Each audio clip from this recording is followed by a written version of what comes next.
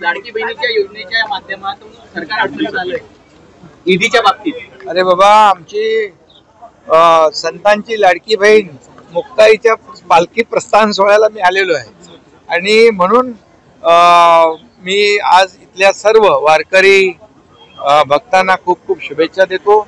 या ठिकाणी आषाढी एकादशीची जी पूजा असते त्या ठिकाणी सगळे आषाढी एकादशीला सर्व बाजूने वारकरी प्रत्येक रस्त्यावर जे वारकरी चालले त्यांची तिथं पंढरपूरला विठुरायाच्या दर्शनाला हे सगळे आज इथून मुक्ताई पालखी प्रस्थान सोहळा सुरू झालेला आहे।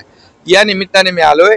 तुम्हाला एवढंच सांगतो की लाडकी बहीण मुख्यमंत्री माझी लाडकी बहीण योजना जी आहे ही योजना कधी बंद होणार नाही।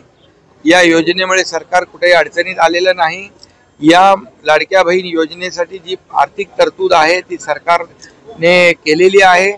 दर महिन्याला त्याची व्यवस्था केलेली आहे, त्यामुळे कुठल्याही परिस्थितीत लाडकी बहीण योजना अडचणीत येणार नाही।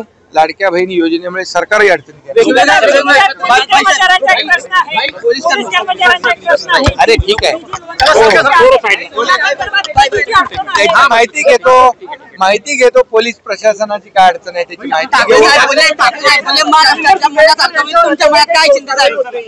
उद्धव ठाकरे बोलले महाराष्ट्राच्या जनतेच्या मनात सारखं होईल तुमच्या मनात काय? बाबा, माझ्या मनामध्ये पांडुरंगाला एकच साकडं घालतो, हा महाराष्ट्र सुजलाम सुफलाम होऊ दे, बळीराजाला चांगले दिवस येऊ दे, चांगला पाऊस होऊ दे, चांगलं पीक येऊ दे आणि बळीराजा सुखी होऊ दे आणि हा महाराष्ट्र सुजलाम सुफलाम होऊ दे, महाराष्ट्र समृद्ध होऊ दे।